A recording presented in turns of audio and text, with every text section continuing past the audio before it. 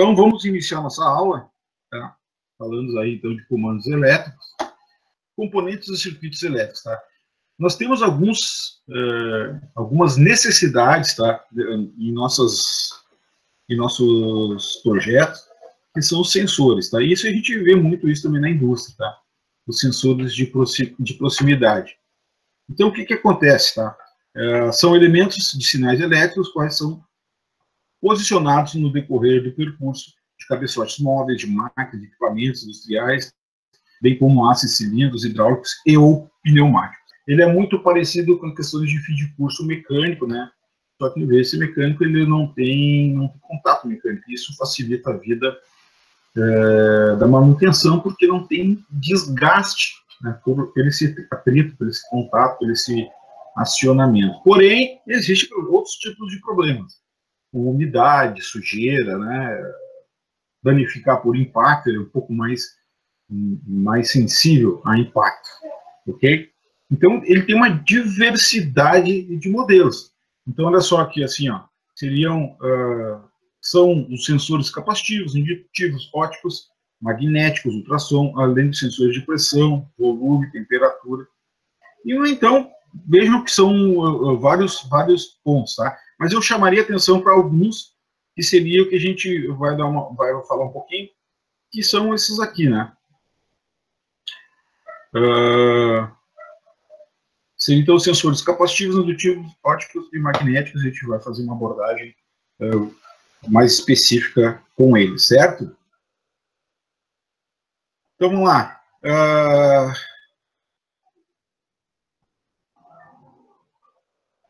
Olha só. Vamos lá, sensor de proximidade. Então, como é que funciona a parte elétrica dele, tá? Como é que ele é conectado? Também existe alguns tipos, tá? Mas aqui a gente vai passar para vocês alguns deles aí.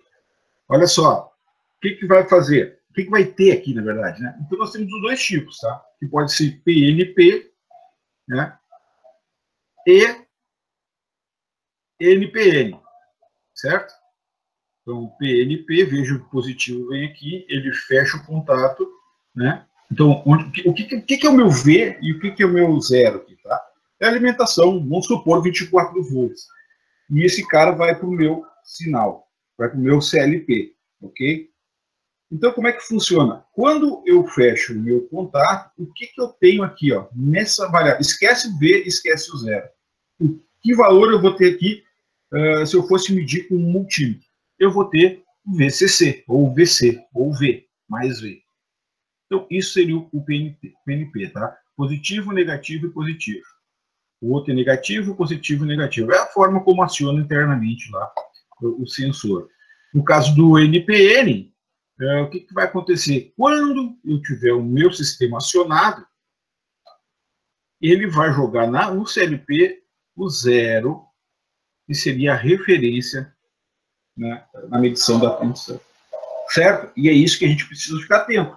Tá? O tipo de sinal que eu tenho na saída do meu sensor. Porque o que pode acontecer? Pode acontecer do CLP ter uma entrada ativa, né?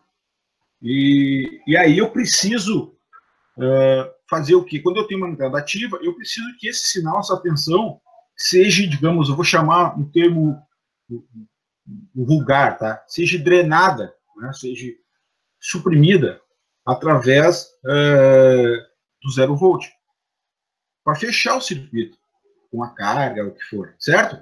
Então, e se caso eu tenho uma entrada lá no meu CLP que ela é passiva, aí eu vou usar o positivo, né? Eu posso jogar o meu positivo. Isso que eu tenho que ter cuidado. Então, o que vocês precisam entender? Vocês precisam, de uma certa forma, ficar atentos a essas questões, tá?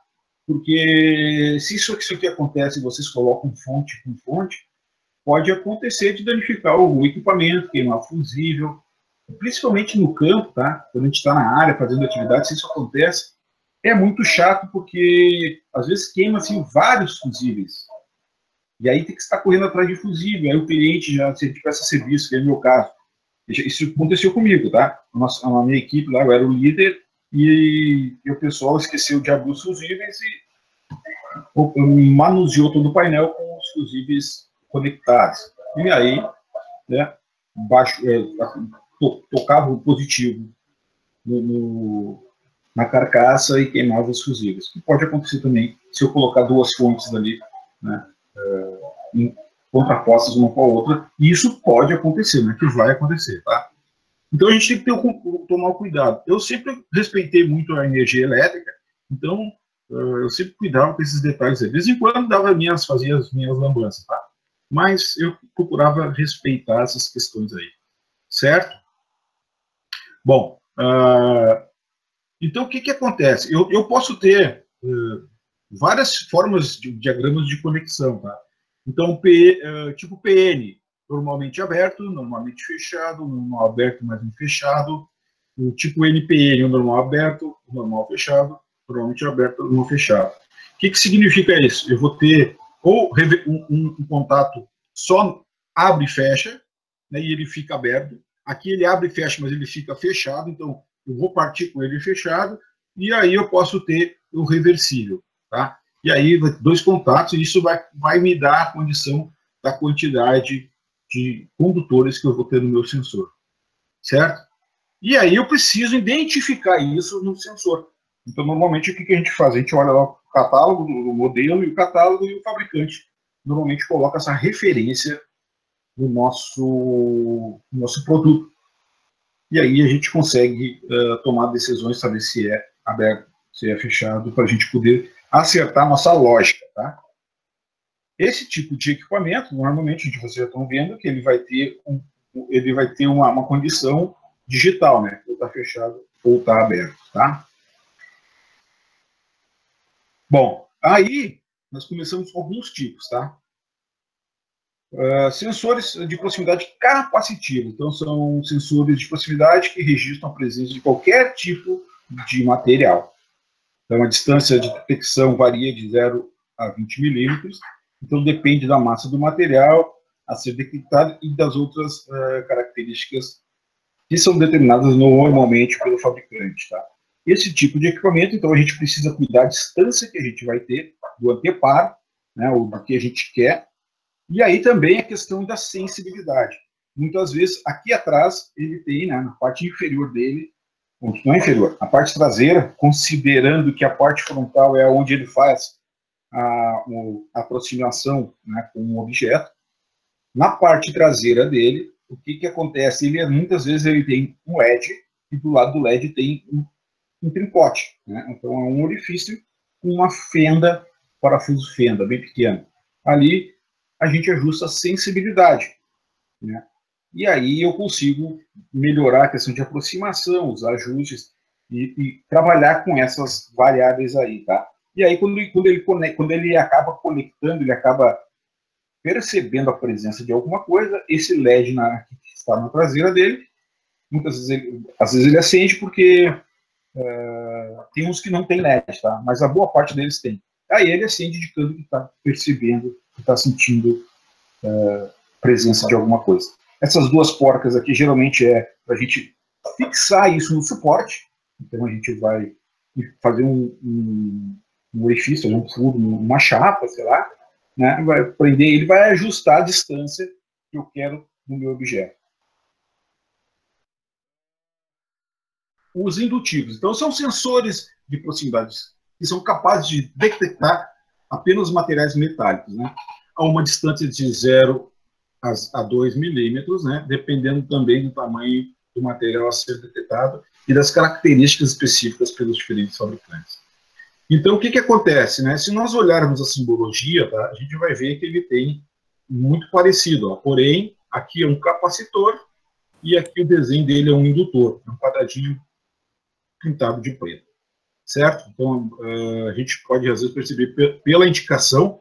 Então, quando vocês fizerem o diagrama de vocês, né, vocês vão colocar, mas seria interessante vocês observarem isso, tá? Coisa simples, coisa nada muito rebuscado aí, mas importante para vocês ficarem atentos a essas questões aí. que acontece? Geralmente, tá? Eu já percebi muitas vezes, tá? Olha só a proximidade, ele é bem próximo, tá? Dentro da instrumentação, existem muitos casos que usam esse tipo de sensor, tá? Seria em dois casos muito peculiares, seriam nas válvulas de acionamento pneumática on-off, né? Que são válvulas de bloqueio.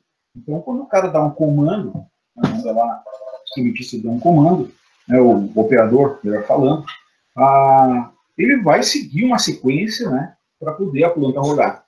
Se a sequência não estiver na ordem certa, tipo, a válvula 1 abre, quando ela estiver toda aberta, abre a 2, quando a 2 estiver toda aberta, abre a 3, por exemplo. O que acontece? Não parte, trava. E aí o sistema toca um alarme, né, mensagem no painel, sei lá. E aí o que acontece? Quem faz essa função são esses tipos de sensores, né? E uma aplicação desse sensor indutivo é muito usado nessas questões de chave, como chave de posição. Isso é bem utilizado também em válvulas de controle. Quando o pessoal quer saber se a válvula está toda fechada, tá? Para tomar alguma decisão, e aí o sensor está indicando que ela está toda fechada, e aí ele pode tomar alguma decisão. Vai depender muito da estratégia de controle de cada unidade. Certo?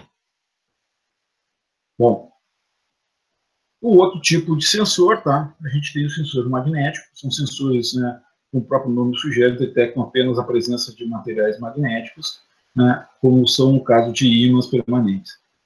São utilizados com uma frequência máxima de equipamentos pneumáticos e são montados diretamente sobre a camisa do cilindro, né, dotadas de êmbolos magnéticos.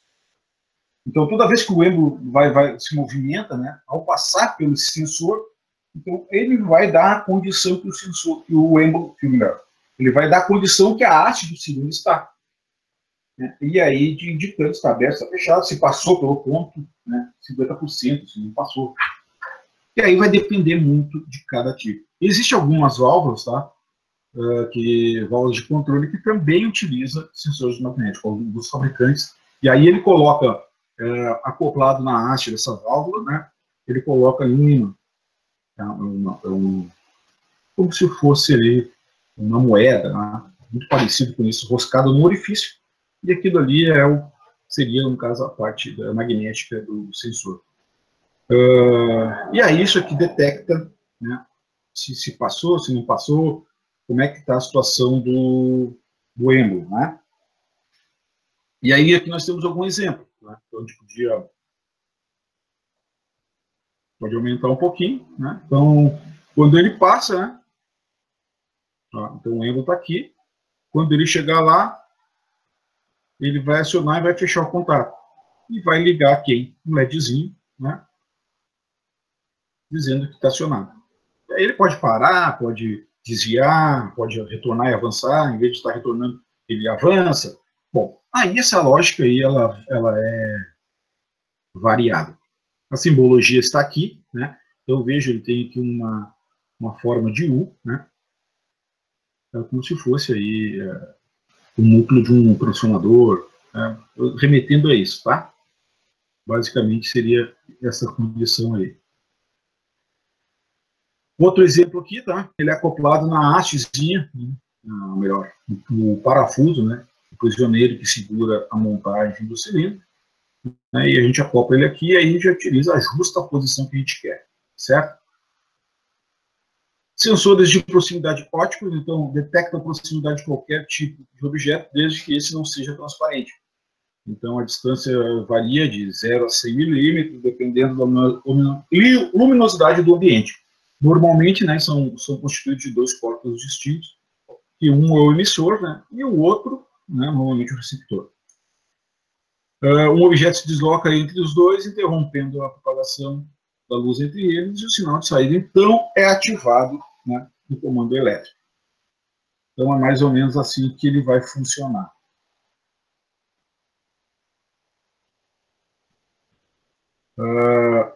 Então, a gente tem aqui, tá, alguns tipos, tá, que pode ser reflexão difusa, retroreflexão ou barreira de luz. Então, aqui seria a questão da reflexão difusa. Então, o que acontece? O meu ambiente lá, o meu sensor está colocado num ambiente onde o material avança, ele vai interromper, né, para fazer como se fosse um anteparo, aproximando, e aí ele vai receber uma reflexão desse material, né, e aí vai acionar sua saída. E aí, dessa forma que ele consegue perceber, então, a presença de algum objeto. Isso aqui é muito utilizado naquelas engarrafadoras, Tetra Pak, tem várias aplicações desse tipo de sensor. Aqui já tem, então, a questão da retroreflexão. Então, nós vamos ter realmente um anteparo, né, um espelho que reflete, e aí eu vou interromper o fluxo. É muito parecido, tá? É um princípio um pouquinho diferente, mas aqui a gente só tem aqui a gente precisa de duas partes, né? O emissor e o receptor em cada lado, na verdade, né? Como se fosse um espelho, né? Porque o emissor e o receptor estão do mesmo lado. Mas eu preciso, então, alguma coisa para refletir. Já esse aqui eu já não preciso, tem somente um sensor. Então vai depender muito, né, da aplicação. E aqui depois nós temos a barreira de luz, tá? Então, isso aqui é utilizado bastante em máquinas, prensas e tudo mais, onde o pessoal na NR12 sugere para garantir segurança ao operador.